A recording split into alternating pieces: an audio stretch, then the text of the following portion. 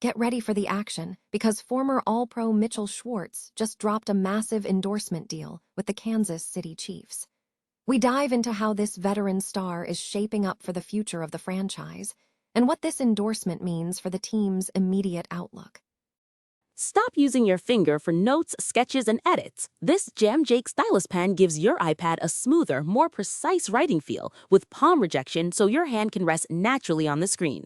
It charges fast, works for hours, and comes with replacement tips. Perfect for school, work, or creative projects. Check the link in the comments to grab it on Amazon. Next up, we look at the quarterback situation. NFL insider Ian Rappaport breaks down exactly what Patrick Mahomes wants from organized team activities, and what the Chiefs organization is considering to keep their superstar happy and fully engaged during this crucial offseason period. We continue with the deep dive into the Chiefs' defensive needs.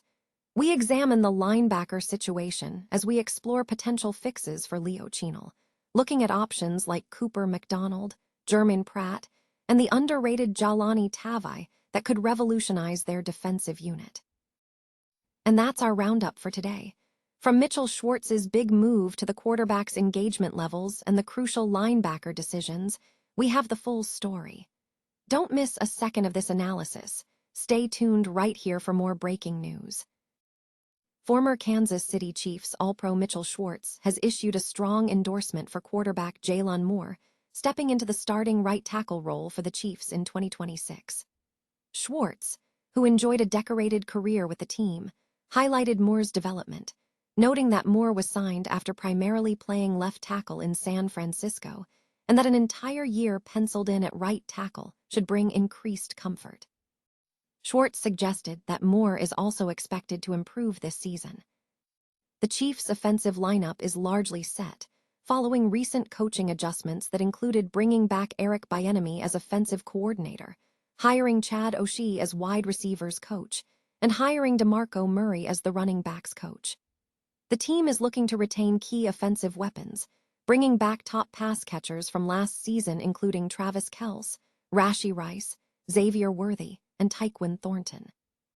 The right tackle position remains a point of discussion, especially after veteran Jawaan Taylor was cut during the offseason, and the team did not address the position in free agency or the draft. Jalen Moore is positioned to anchor the left side of the line, with the Chiefs hoping he establishes himself as their franchise left tackle. Unlike the previous season, Moore is fully healthy for off-season activities and could be primed to become an NFL standout after 8 starts as a rookie. Competition for the starting right tackle job is expected. Second-year player Esapole could enter the mix after making 4 starts in 2025, though those appearances were at left tackle. Another potential contender is undrafted free agent Khalil Benson, who started at right tackle for the national champion Indiana Hoosiers in 2025. Moore is entering the final year of his contract and could secure an extension if he solidifies the starting RT role and performs well. Kansas City Chiefs organization is reportedly prioritizing quarterback Patrick Mahomes' engagement and happiness, according to NFL insider Ian Rappaport. Rappaport suggested that Mahomes being on the field for organized team activities, OTAs, is positive, but the underlying goal is ensuring the franchise quarterback is happy and engaged.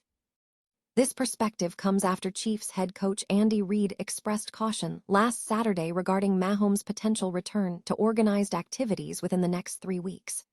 Rappaport, a 2-time MVP and 3-time Super Bowl champion, emphasized the emotional aspect for Mahomes, noting that returning to the field is crucial for him, especially after the strenuous and isolating process of rehabilitation. While Rappaport acknowledged the Chiefs' excellent medical staff would ensure Mahomes is not in harm's way, he cautioned that the process of returning to play is significant. He stated, "It seems like the Chiefs are going to allow him to do that. I don't expect it to be very much. I don't expect it to put him in harm's way." The organization must navigate rules surrounding the physically unable to perform PUP list when considering Mahomes' participation in practices. OTAs involve 2 3-day stretches followed by a week off before a mandatory 3-day minicamp. Rappaport stressed that the physical and psychological demands of this time are critical for Mahomes. Furthermore, Rappaport advised spectators to maintain perspective as the team travels to St. Joseph, Missouri, to officially commence the 2026 preseason. He warned that even if Mahomes participates in training camp in late July or early August, it does not guarantee he will be at full capacity. The Chiefs will likely proceed slowly, focusing on keeping Mahomes healthy and in the right mental state by allowing him to play some football as part of the gradual process. Kansas City Chiefs head coach Andy Reid recently expressed caution regarding quarterback Patrick Mahomes' return to organized team activities, specifically off-season training activities, OTAs, which are anticipated in approximately 3 weeks. This sentiment reflects a broader organizational focus on maintaining Mahomes' happiness and engagement. NFL insider Ian Rappaport offered insight into the situation during an episode of The Insiders on NFL Network. Rappaport acknowledged that Mahomes wanting to be on the field for OTAs is positive, but emphasized that the primary goal is ensuring the franchise quarterback remains happy and engaged. Rappaport noted that while the Chiefs possess an excellent medical staff to ensure Mahomes is not endangered, the rehabilitation process is intensely difficult and isolating, and Mahomes' primary desire is simply to play football. He suggested the team will allow Mahomes to participate, but cautioned that the level of involvement may not be extensive and that the organization will prioritize his well-being. The discussion highlighted that the Chiefs must navigate rules surrounding the physically unable to perform PUP list when considering Mahomes' participation in practices. OTAs involve 2 3-day sessions followed by a week before the mandatory minicamp. Rappaport stressed that the volume of work Mahomes undertakes during this period will significantly impact his mental state. Furthermore, he advised spectators to view this context when the team travels to St. Joseph, Missouri, to commence the 2026 preseason. Rappaport concluded with a warning that as training camp approaches, even if Mahomes is on the field for initial training, it does not guarantee he will be at full capacity. The team will be guided through the process gradually, ensuring Mahomes remains healthy and mentally prepared, underscoring the necessity of him playing some football to achieve that goal.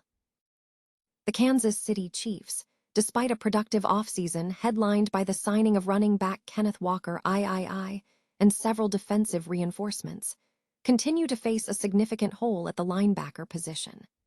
Following the departure of Leo Chenal in free agency, the team has yet to secure a replacement, leaving the linebacker room critically short on NFL experience, particularly in the Sam linebacker role.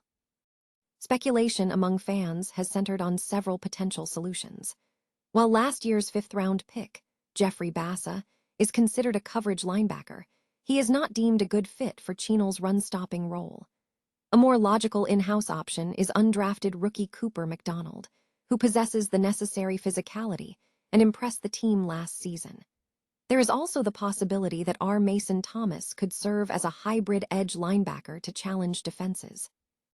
However, the team's salary cap limitations restrict making a major splash signing. Looking toward veteran options, Chiefs fans are pointing to Jermaine Pratt. Pratt, who previously played as a starting linebacker for the Cincinnati Bengals, demonstrated good sideline-to-sideline speed and size. While his speed has diminished, his run defense grades remain respectable, and a comparable contract to his previous deal from the Colts could offer valuable insurance and starting experience. An even more underrated target is Jahlani Tavai. A big, physical, run-stopping linebacker, Tavai's run defense grades have been outstanding. While he lacks the versatility of Pratt, he is a natural fit for Chenal's specific role. A 1-year contract in the $1.05 to $2 million range appears reasonable for Tavai, offering immediate experience.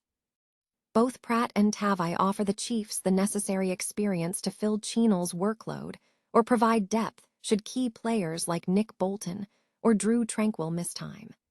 The team is now keenly watching to see if veteran Brett Veach has another move in mind to address this crucial positional need.